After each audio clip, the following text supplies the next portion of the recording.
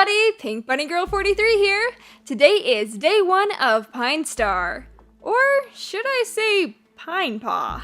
We're starting with his apprentice years. If you guys didn't know, there's an entire novella written about Pinestar's life called Pinestar's Choice. It's a short story included within the Legends of the Clans book with 2 other novellas. I absolutely loved reading this story, and so I'm super excited to do this week of Speedpaints focusing on him, since he's a pretty underrated character. The scene that Rachel's going to be drawing today is of Pinepaw's first day as an apprentice. He's on a tour of ThunderClan's territory with his mentor Mistpelt, and she takes him by the two-leg place, where he has a scary run-in with a kitty pet. Or should I say, its eye. He sees it through a hole in the fence. It's a very interesting scene. Anyways, I'll read this part from the book to you guys now. It's Pinestar's Choice on pages 119 to 120. And this young Pinepaw is the two-leg place.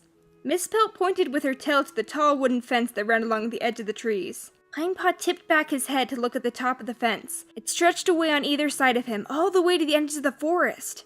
Did the two legs build the fence to keep us out? Mistpelt purred with amusement. We're not that scary. I think they just wanted to mark their border, just as we mark ours. But they're too lazy to send out patrols. Just like any other clan border, you must remember that we are not welcome on the other side. That's not to say we can't have a poke around over there when we wish. Though it's nothing like the forest, that's for sure. She started to pad away along the edge of the trees. Pinepaw stayed where he was, trying to imagine what could be so different on the other side of the fence. Were the trees a different color? What sort of dens did the two legs live in? He spotted a small hole in the fence, just at the level of his ears. He crept up to it and peered through. A huge yellow eye glared back at him. Pinepaw squealed and leapt backwards. There was a mad scrabble of claws and a deafening rattle of wood as Mistpelt hurled herself up the fence and balanced on top, arcing her back and screeching. Leave my apprentice alone, you mangy furball! Too frightened to come over here and face us, aren't you? Go back to your two legs, fox brain! She jumped down again and nodded to Pinepaw. Nothing but a fat old kitty pet. You'll chase them off yourself next time. Pinepaw glanced nervously back at the hole. Was the kitty pet still watching him? He was sure he'd have bad dreams about the monstrous eye peering through the hole for the rest of his life. He kept close to Mistpelt's flank as she padded away, resisting the urge to glance back and see if they were still being tracked. I don't mind if I never see a kitty pet again, he muttered. Uh-huh. Right, Pinepaw. Sure, that'll be the last kitty pet you ever see. Tell that to Jake and his mom. Anyways, I really liked this scene because it shows the first time that Pinepaw's interest in the kitty pets was sparked, and quickly diminished, but not entirely put out. They never said in the books who the scary yellow eye belonged to. Do you guys have any theories? Mistpelt said it was just a fat old kitty pet, but possibly the kitty pet had some relation to some other kitty pets like Crystal, who were also alive at that time. I'd love to hear in the comment section down below who you think owned that unblinking eye of Sauron. Maybe that's the cat's name. Hey everybody, welcome back! Today is day 2 of focusing on Pinestar. The scene that Rachel's going to be drawing today is of Pinepaw's first battle. I think it's interesting because later during his leadership, he leads his clan into so many more battles, always fighting in the thickest of it.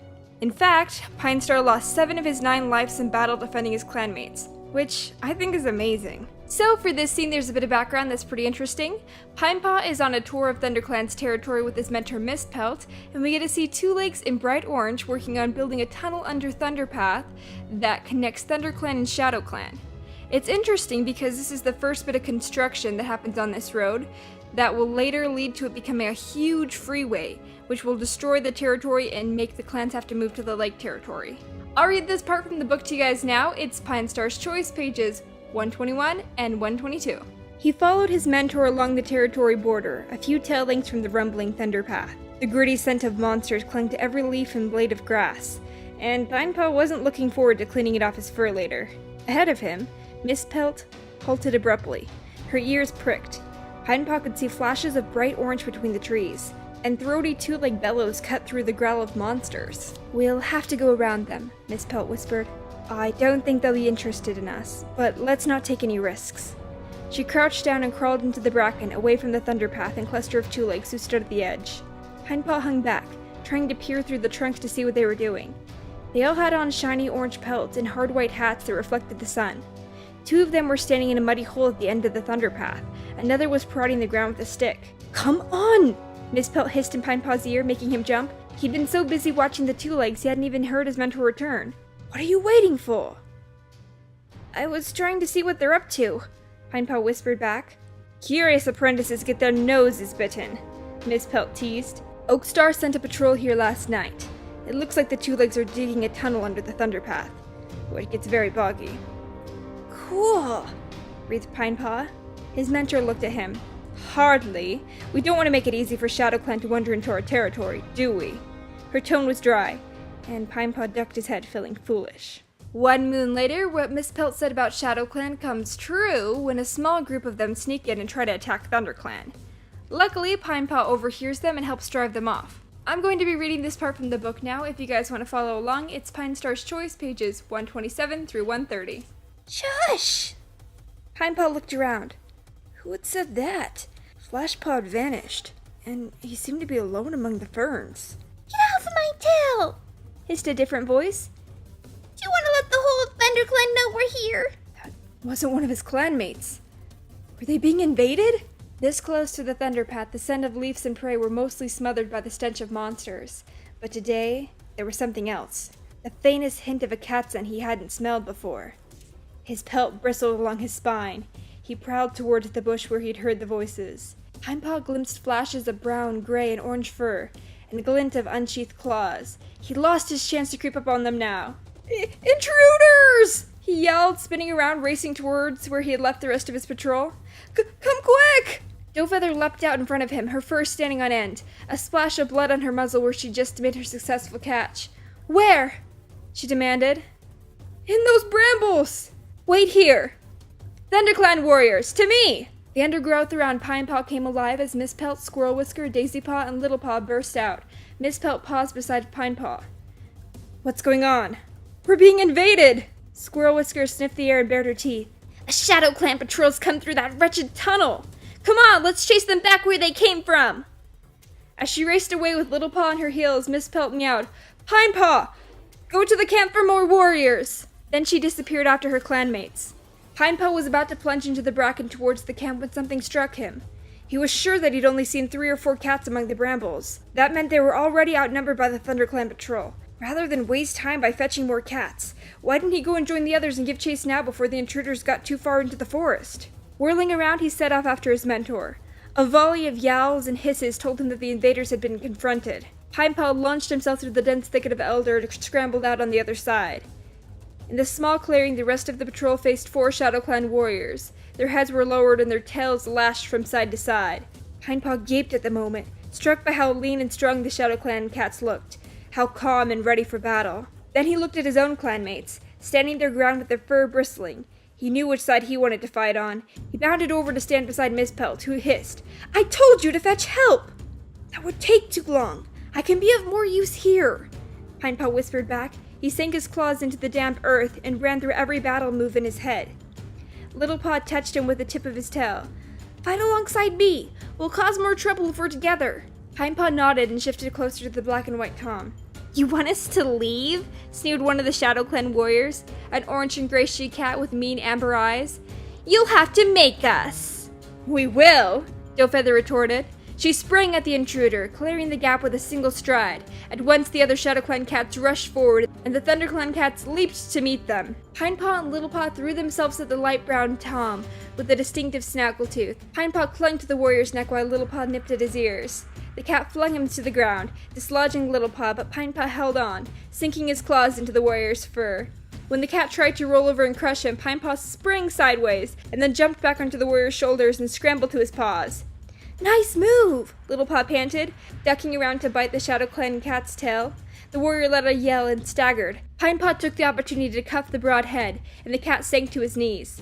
On the other side of the clearing, Miss Pelt was snarling at a dark gray Tom, blood dripping from the she-cat's ear, but her eyes were fierce as she lashed at the intruder. He tried to step back, but was blocked by a bramble, trapped. He could only duck as Miss Pelt rained blows on his head. "Go, Miss Pelt!" yelled Pinepaw.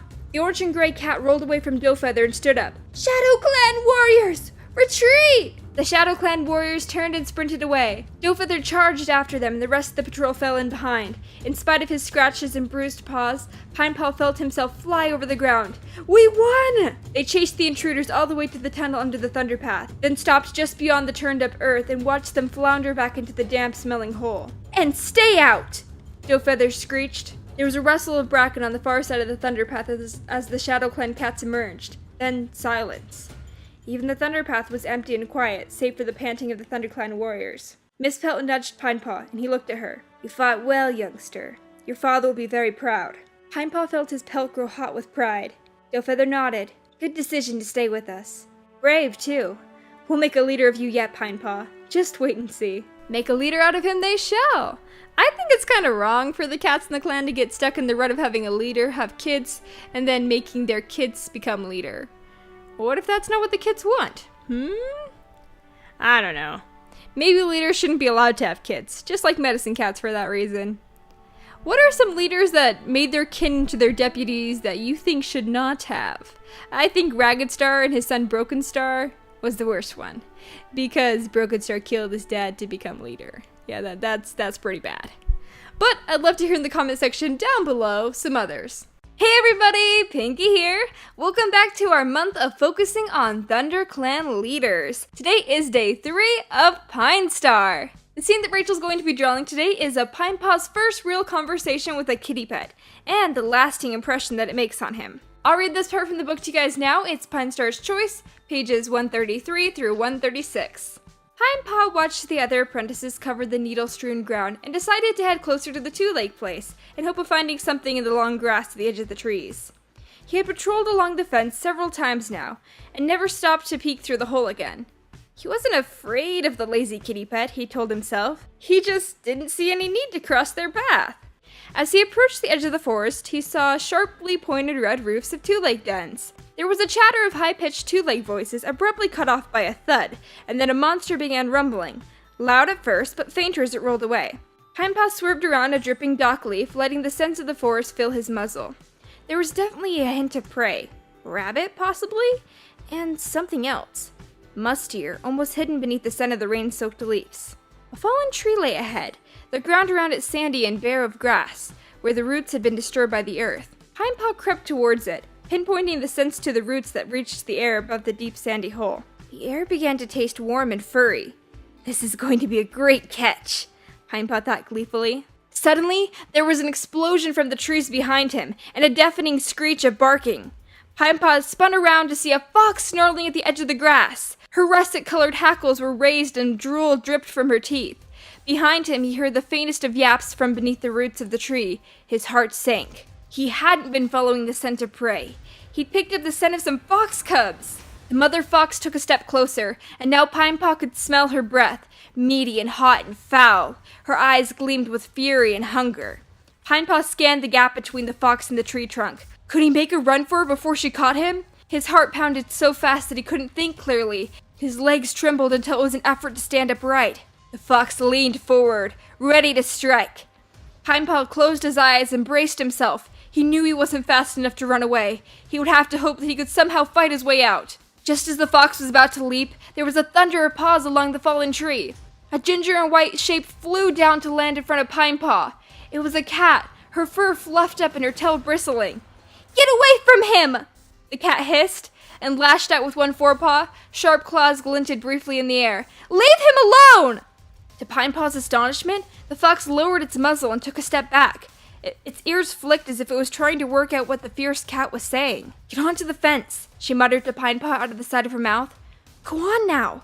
Pinepaw turned and jumped onto the fallen tree. Without looking back, he raced along the trunk and leaped there onto the two-leg fence. It wobbled under his weight, and for a moment he thought he would fall down into the grass to be snapped up by the fox. But then he dug in with his claws and found his balance, and stood triumphantly on top of the fence. The ginger and white cat joined while the fox barked in frustration below. Ha! Jeered Pinepaw. Can't catch me! The ginger and white cat looked at him with cool blue eyes. And you did what exactly to save yourself? She meowed. You would have been fed to those cubs if I hadn't turned up in time. You don't know that, Pinepaw argued, feeling his fur grow hot. I'm a ThunderClan warrior. I know how to fight. You should also know not to come between a fox and her cubs, meowed the she-cat. Clearly they aren't training warriors properly these days. Are you from another clan? Pinepaw asked, staring at her glossy fur. The she-cat rolled her eyes. What, and chase prey all over the place trying to catch my dinner every day? Don't be ridiculous. I live here. She nodded to the two-leg den behind them. Pinepaw gaped. You're a kitty pet? Kitty pets don't know how to fight. The she-cat blinked. You might have noticed that I didn't fight that fox. I just scared it long enough to let you get away. We're not all cowards, you know. She stood up and kinked her tail over her back. Especially if we have kits. Like that fox, we would do anything to protect our young. She padded lightly along the top of the fence. Now, go back to your territory, and stay away from foxes. I won't always be here to save you. She jumped down into the bright green square of grass below the fence. Without looking back, she trotted to the two-leg den and vanished into a little gap in the wall. Pinepaw studied the stretch of ground between the fence and the trees. There was no sign of the mother fox. He guessed it had gone into its den under the fallen tree. He leaped down, holding his breath while the fence rattled beneath his hind paws. He crouched in the long grass for a moment. There was no movement. No fresh fox scent carried to him on the breeze. So he darted across the open ground to the safety of the pine trees. His second encounter with a kitty pet had been even more startling than the first. And as much as he hated to admit it, he certainly wasn't going to tell Miss Pelter's den mates what had just happened. He owed his life to that bold she-cat. Too late he realized that he hadn't thanked her. And I'll probably never see her again, he thought as he trotted through the trees towards the sound of his patrol. But he does meet the kitty pet named Crystal again about 6 moons later, when she's a mother. And Pinestar becomes very good friends with her son Jake. A lot happens in this little 91-page novella. Pinepaw is made into a warrior, and after his father Oakstar dies, Dowfeather becomes Dowstar and makes Pineheart her deputy. And he succeeds her as Pinestar and receives his 9 lives. Right after this, he runs into Crystal's son Jake for the first time since Jake was about half a moon old. But I'll save drawing a scene of Jake and Pinestar's friendship for Jake's Speedpaints. But in summary, Jake is a real comfort and friend to Pinestar after Moonflower dies, and Pinestar blames himself for listening to Goosefeather and leading his clan into such a ridiculous battle. And Jake introduces Pinestar to Shanty. But more on that tomorrow. I'd love to hear in the comment section down below why foxes are always depicted as the villain in the Warrior Cat series. I think foxes are awesome! Do you think the Aaron should write a book like my Unknown Flame series where a cat befriends a fox and then it joins the clan? I mean, if they can befriend Midnight the Badger, surely they can learn to communicate with foxes. Don't you think? Hey, Pinkbunnygirl43 here with day 4 of Pinestar. The scene that Rachel's going to be drawing today is of the first time that Pinestar feels human love, when Shanty introduces him to her owners. But first, let's read the scene where Pinestar and Shanty first meet. A little background. Pinestar is overseeing his therapist, Jake, talking about how stressful land life is, and Jake is like, maybe you should get a girlfriend. And Pinestar's like, okay. Leopard Paw's pretty cute. And then Shanty walks in, and Pinestar's like, ooh, she's cool. I'll read this part from the book to you guys now. It's Pinestar's Choice on pages 169 through 170. Jake studied him with his head tilted to one side. You care too much, Pinestar. You can't save every one of your clanmates from the dangers of the life you lead. I wish I could, whispered Pinestar, lying down and resting his head on his paws. Hey, Jake! I didn't know you had a visitor. Pinestar lifted his head, and a small brown tabby jumped down from the wall and trotted across the grass. I'm Shanty. This is Pinestar, meowed Jake, standing up to touch muzzles with the she-cat. Shanty tipped her head to one side and wrinkled her nose. You're not a kitty pet. No, I'm a clan cat. I live in the forest. With the wildcats? Cool. Shanty settled down beside them and curled her tail over her paws. She narrowed her eyes at Pinestar. You look kinda battered. Are you okay? I'm fine. Shanty turned to Jake. Did you hear about Tyr? His 2 legs left the door locked all night and he had to sleep in the shed. Whoa, Tyr would not have liked that, Jake snorted. He's a pedigree Burmese, he explained to Pinestar. And never stops reminding us, Shanty added with a sniff. Pinestar knew he couldn't tell a Burmese from a badger. He tried not to lean closer to sniff Shanty's fur. The tabby was definitely a she-cat, but she smelled different from any other clan queen. Pinestar liked that she wasn't afraid of him, or even particularly curious about life in the forest. On this side of the fence, Pinestar wanted to be treated like any other cat. A friend, not a strange, fearsome enemy. He trusted Jake as much as he did any of his clanmates, and more than some of them. Perhaps Shanty would become a friend too. He settled back onto his belly and closed his eyes. The battle with WindClan, his injured clanmates, the humiliation of defeat, all seemed a long ways away as he listened to Shanty and Jake chatter on about cats he didn't know, and had no responsibility for. The thing I don't really get is why he decides to become mates with Leopardfoot when he's really in love with Shanty. I guess it's just Pinestar trying to develop a connection to his clan, since he's really so detached. Not even having friends that he can talk to, or just vent to back in ThunderClan. Anyways, in spite of him now having a mate, he continues to visit Jake. And one day on his way to visit him, he runs into Shanty. I'll read this part from the book to you guys now. It's Pinestar's Choice on pages 174 through 180. He crossed over an empty thunder path and headed for a low, glossy-leafed hedge. As he passed, a small brown head popped out. Pinestar! He stopped and looked back. Hello, Shanty. Is this where you live? Shanty stepped out from the hedge. Yes, would you like to come and look around? Pinestar glanced along the thunder path. I was on my way to see Jake. He's mooning over Quincy today. Shanty tipped her head to one side.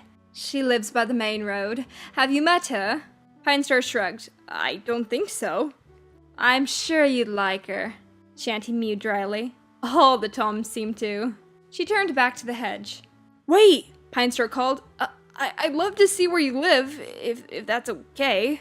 He squeezed into the hedge behind her and wriggled through the branches. The grass surrounding this den was soft and short and dazzlingly green like the rest of the grass in the two-leg place. There was a small round pool in the middle of the space with a spray of water splashing into it. Shanty beckoned to Pinestar with her tail and trotted over to the edge of the pool. Following more cautiously so that he dodged the flying droplets, Pinestar crouched down and peered in. Two bright orange shapes glided just below the surface. Fish! Pinestar exclaimed. Can you catch them? Shanty shook her head. I tried once, but I fell in. My housefolk had to rescue me. Pinestar reached out with one paw and dabbed the water. With a flash of gold, the fish vanished among some thick green plants. You need to make sure RiverClan doesn't find these, Pinestar joked. But Shanty was already trotting away towards the side of the two-leg den. Pinestar ran after her, his wet paw cool against the grass. They plunged into a welcome stretch of shade, and then out into the sun again behind the den. The grass here stretched further, still short, soft, and bright green. A clump of silver birch trees stood at the far end, casting a dappled shade on a heap of logs with ferns growing over them. Pinestar padded over and sniffed at the cool fronds. Behind him, Shanty mewed. I don't like it over here. It's too cold. Pinestar arched his back and pushed against one of the drooping ferns. I think it's peaceful, he murmured. He could hear a faint monster grumbling far away, and two sparrows quarreling on the other side of the fences surrounded Shanty's territory. But the ferns blotted out most of the sound, and the birch leaves rustled in the breeze, reminding Pinestar of the forest. There was a noise close by, and Pinestar jumped. An opening that had appeared on the side of the den, and a two-leg was coming out. Pinestar shrank against the logs. Had it spotted him? Shanty ran across the grass and stretched up to rub her head against the two-leg's front paw. Pinestar forced his pelt to lay flat. This must be one of her housefolk. From the tone of the two-leg's voice, he was pretty sure it was female. She had brown skin and black fur on her head. Although her white teeth were bared, she was making soothing sounds. Shanty called to Pinestar. Come over here. I think she'd like you. Pinestar took 2 steps towards the two-leg, then stopped. He could feel his heart pounding, and his mouth felt dry. The two-leg stopped petting Shanty and crouched down on its haunches, staring at Pinestar. Now he could see that her eyes were a shade darker than her skin. She had long, straight fur that was glossy as a RiverClan cat's pelt. She reached her front paw down towards Pinestar and made a noise a bit like a dove, low and cooing. Pinestar took another step. He kept his ears pricked and his tail low. He was a ThunderClan warrior. He didn't want to frighten the two-leg into running away. Which one of us is the most scared, he wondered. Shanty bounced on her paws. Let her stroke you, she mewed. She won't hurt you, I promise. Suddenly the two-leg was right in front of him, and Pinestar froze. He felt a warm, naked paw on his head. With a hiss, he ducked away. Too close! Shanty twitched her tail. I thought warriors were braver than that.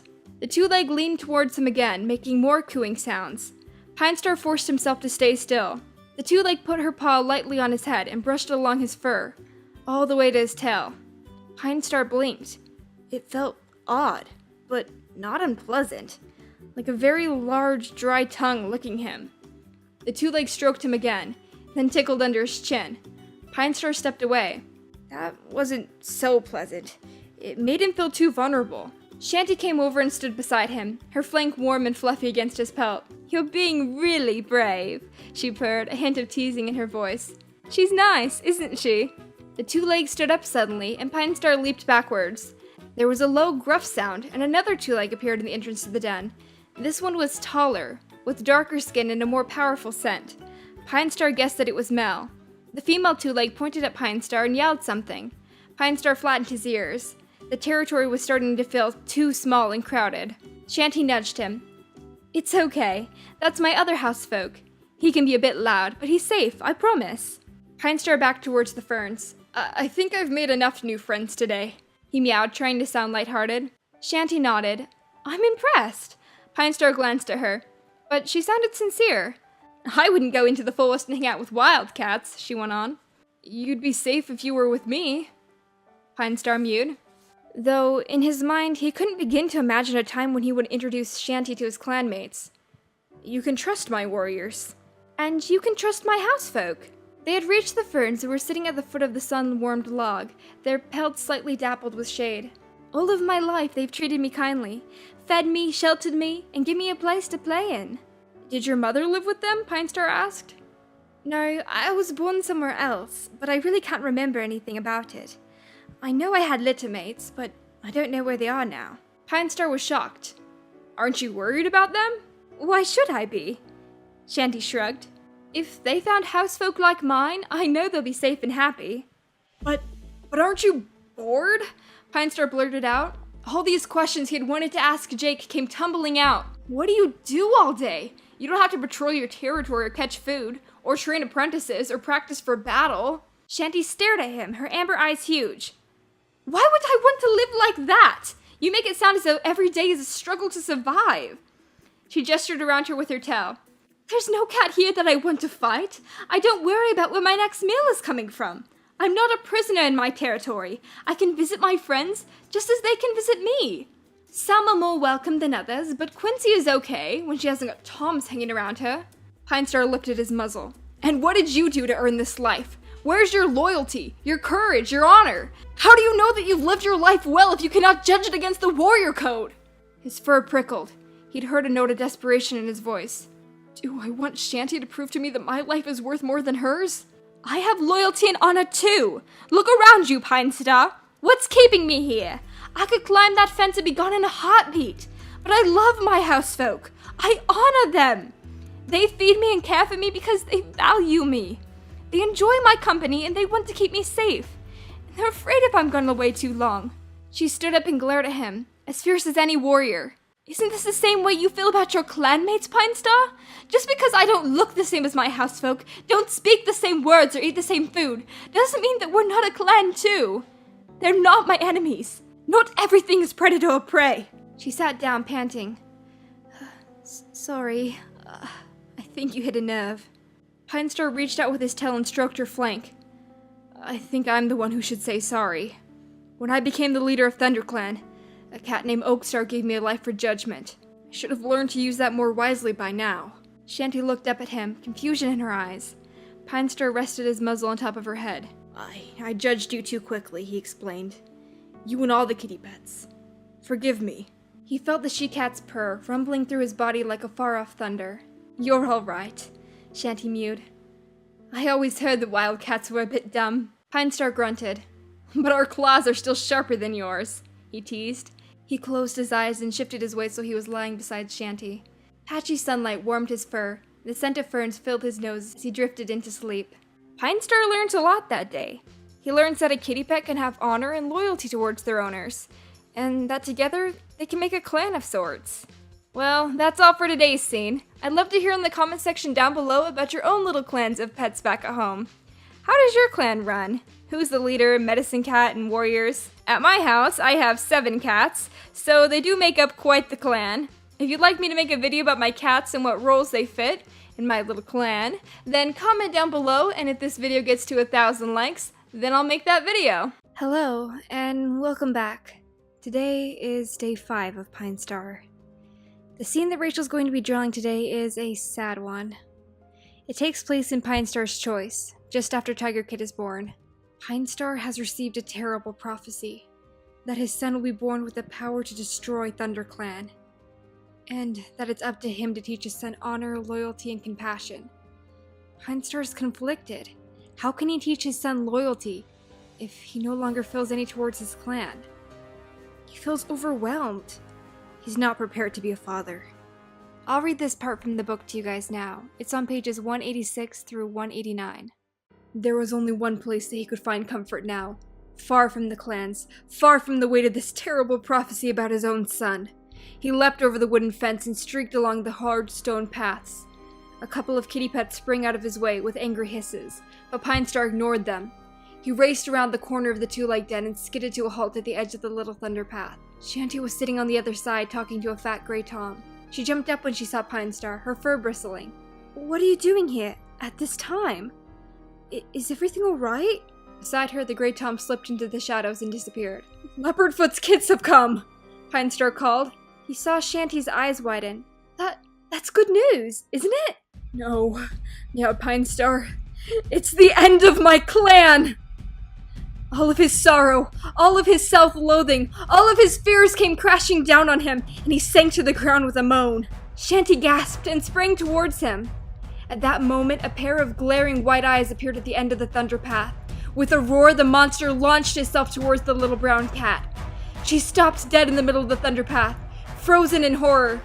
"Shanty!" He threw himself towards her, his paws skidding on the black stone. He was less than a mouse length from her when the monster struck them both, slamming Pinestar so hard that he flew into the air and tumbled over and over before he crashed to the ground with a thud. Suddenly his eyes were dazzled by silver light, and he felt cats close in around him, sniffing his pelt, urging him to lie still, promising that all would be well. Pinestar had been here before. He was losing another life. He let his body sink into the ground, felt the searing pain ebb out of his muscles, and waited for his mind to clear. A cat leaned over him, musty breath warm against his ear. "The time to choose is near, Pinestar. Only you can decide." "Thunderstar?" Pinestar struggled to sit up and looked around. He was at the edge of the thunder path. The monster had gone, and everywhere was silent. In the center of the thunder path, a small brown heap lay very still. Pinestar climbed stiffly to his paws. He felt his pelt lifting in dismay. "Shanty," he whispered. He padded over to her, each paw carrying the weight of sunning rocks. The little brown shape didn't move. Pinestar pushed his muzzle into her fur, trying to feel a heartbeat or a stir of breath. "Shanty, wake up!" Surely the monster had hit him harder. The loss of his life didn't matter, as long as Shanty had escaped. She can't be dead. No, not now. When I need her more than ever. There was a thud from the two-leg den behind the hedge, and a beam of light slanted through the dense leaves. Pinestar heard rapid paw steps, and he looked up to see Shanty's housefolk rush out, their mouths open wide. Pinestar backed away from Shanty's body. "I'm sorry. I tried to save her, but I was too slow." The female two-leg dropped to her knees and bent over the dead cat. A howling sound rose in the air. The male two-leg patted her and made gruff noises as he wiped at his face with a hairless brown paw. Pinestar felt his heart crack. He wanted to tell them that he shared their grief, that he had loved Shanty too. She had been his dearest friend, closer to him than even his clanmates. But he knew he couldn't make them understand him. Even though he felt the same pain that they did, they would sit vigil for Shanty tonight, not him. The two-leg walls blurred around Pinestar as he padded away. The scene is heartbreaking. Pinestar went to seek comfort in a friend, and he ended up getting her killed. Seeing Shanty's two legs in pain at the sudden loss of their cat is one of the few times that we see emotions that the cats can understand from the Two Legs in the Warrior series. Pinestar shares their pain, a rare moment of empathy between cat and human, and this bonds him to them. After this, he knows that he cannot continue in the ways of the clan. The cats of the clan are incapable of grief. able to watch cat after cat die without feeling true loss, because no connection in the clan is as strong as the love that an owner has for their pet. Well, that's all for today's scene. We'll pick back up with Pinestar's choice tomorrow. I'd love to hear in the comment section down below what you guys think of what Pinestar said. Is it true that within the clan there's no connection as strong as the love that an owner has for their pet? If you disagree, then please tell me a scene where you think that a clan cat experienced some feeling of true loss, such as the pain that Shanty's owners felt, and we'll discuss it down below. Hey everybody, welcome back. Today is day 5 of Pinestar. The day he decides to come clean and admit to ThunderClan that he no longer desires to be their leader, and that he will spend his last life as a kitty pet. It was kind of difficult to see things from Pinestar's perspective before this novella was written. Why would he want to leave the clan that he served for so long? His mate and kits? Just to be a two-legs pet? Well, we'll get all these answers today as I read the scene that Rachel's going to be drawing from Pinestar's choice. You can follow along with me in the book. It's on pages 200 through 204. The smooth gray stone felt familiar beneath his paws as he took his place on the high rock. He looked down at his clanmates, knowing he would dream about this sight for the rest of his life. Let all cats old enough to catch their own prey gather to hear what I have to tell you. Warriors and queens turned tired, grief-stricken eyes to face him. Pinestar felt a wave of fresh sadness roll in his belly. I wish I could take you all with me, he thought for one wild moment. Cats of ThunderClan, I can no longer be your leader. From now on, I will leave the clan and live with housefolk in the two-leg place. There was a pause of horrified silence, then Stormtail hissed, You're going to be a kitty pet? Sunfall looked as though a hedgehog had just sprouted wings. Why? How could you? Wailed Poppy Dawn from where she crouched beside Sweetpaw's body. Pinestar bowed his head. I love you all. Please believe me. I have been so honored to serve you this long, he explained. The rest of my life will be spent as a kitty pet, where I will have no battles to fight, no lives depending on me for food and safety. Coward! Adderfang snarled. Pinestar avoided the warrior's gaze. I have given 8 of my lives to ThunderClan, each of them willing, but I am not yet ready to risk my 9th. Well, that's not true, because he gave his 8th life to, Shanty, so. What could be more honorable than to die for your clan? You would live among StarClan, and share tongues with your clanmates that you've lost. Pinestar forced himself to keep still and not run into the welcoming bracken behind him. I am doing this for ThunderClan, I promise. You're doing it for you, Stormtail muttered. Then a small golden-striped shape moved to the front of the cats and turned to face them. Pinestar stared down in surprise. What was Lionpaw doing now? The apprentice raised his head boldly. Do we really want a leader who no longer wishes to lead? He demanded. Thank you, Lionpaw. Pinestar watched his clanmates' eyes flicker with uncertainty.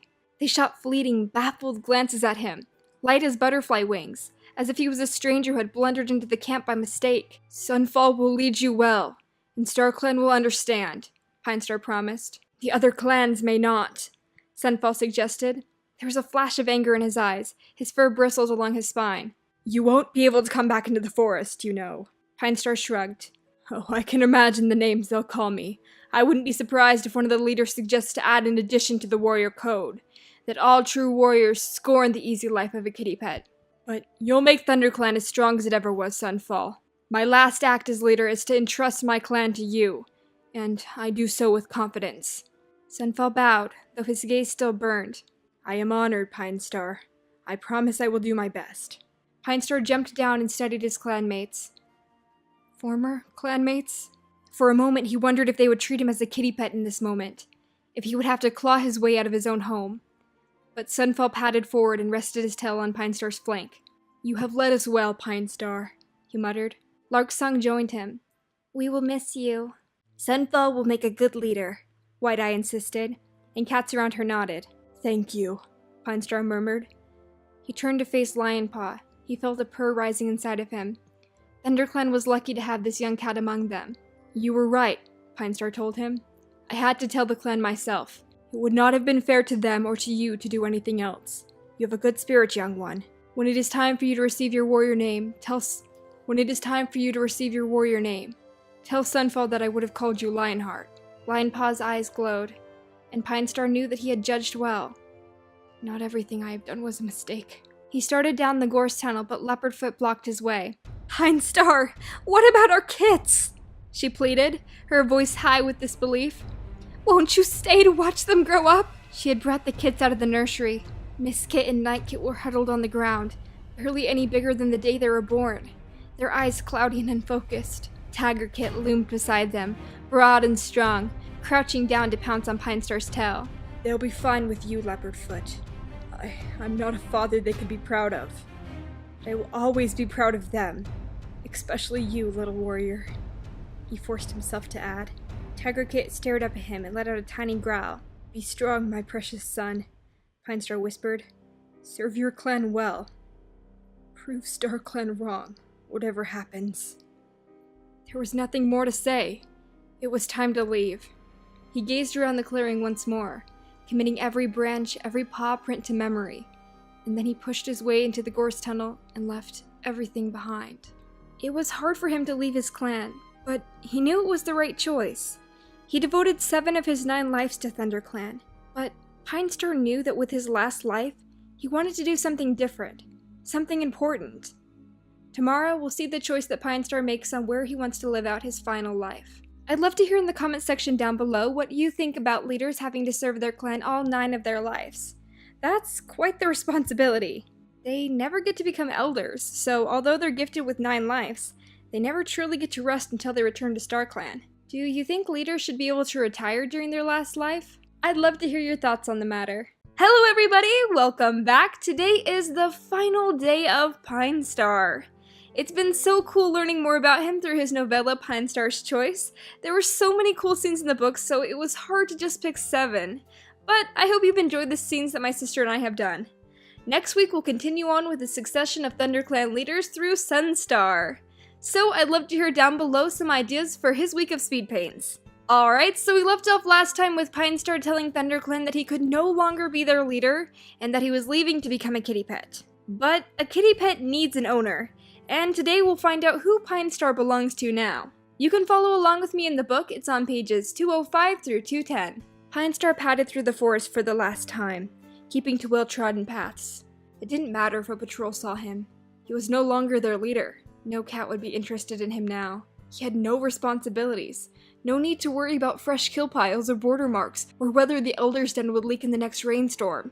The long grass closed in around him as he crouched down and leaped over the border between his old life and his new one. He landed with a thud, and his legs suddenly felt old and tired. He realized that he was trembling, and for a heartbeat, a sense of dizziness and emptiness opened up inside of him. All of his life he had known what he was. A kit, an apprentice, warrior, deputy, a leader, each role marked out by his name, the way his clanmates treated him, the boundaries of the territory and the routine of each day. All that had vanished.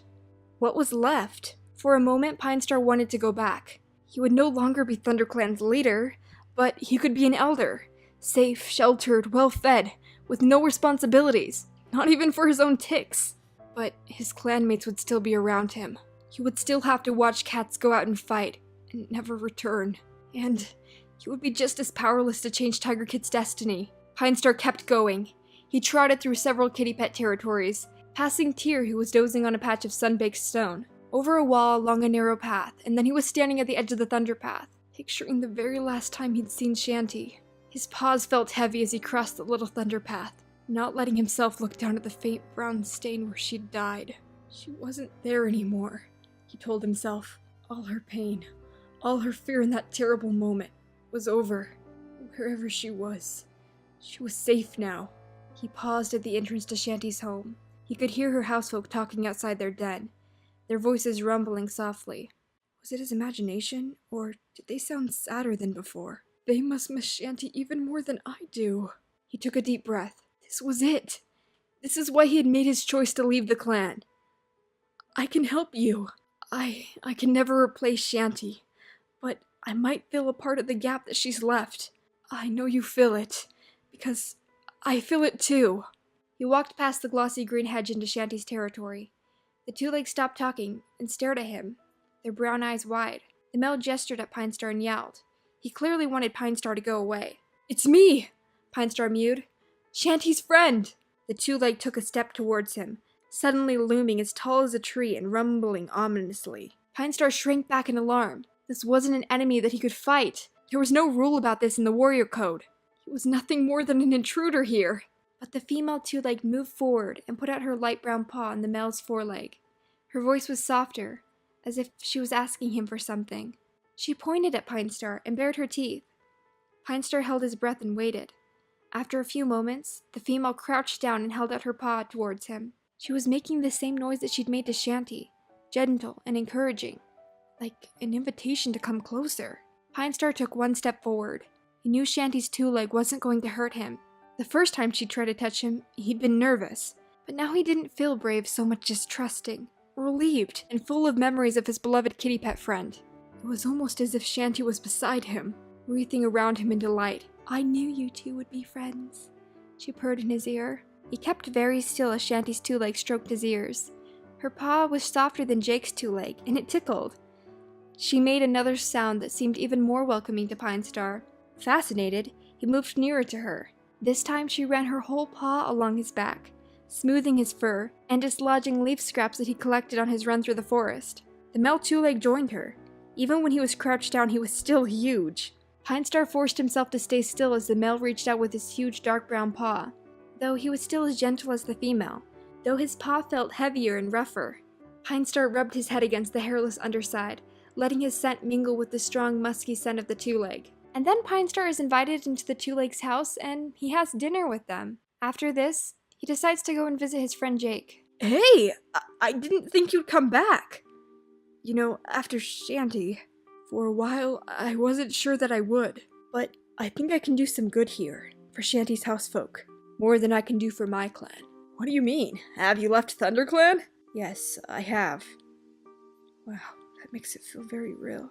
The Ginger Tom looked impressed. You'd really give all that up to be a kitty pet for Shanty's housefolk? I really would. Shanty would like that, Pinestar. Do you want to meet some of your new neighbors? You haven't seen Quincy yet, have you?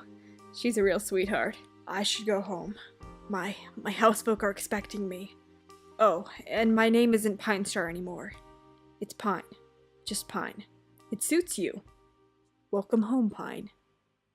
I suspect that Pine lived happily for several years with Shanty's housefolk, and peacefully lost his 9th life, and passed away and returned to StarClan. We know that Pine returned to StarClan because he's there to give Bluestar one of her 9 lives. My personal theory is that much later, during the timeline of about Into the Wilds of Fire and Ice, Pine's owners adopt a new fluffy white cat named Oliver, and he falls in love with Firestar's sister Princess, and woos her by his awesome koi pond. Remember Shanty's koi pond? Ooh yes, now it has come full circle. Well, I hope you enjoyed learning more about Pinestar, and that now you view him a little differently. And I'd love to hear in the comment section down below what you think about my little theory about Oliver. Do you think that he became Shanty's owner's cat after Pine? Let me know down below.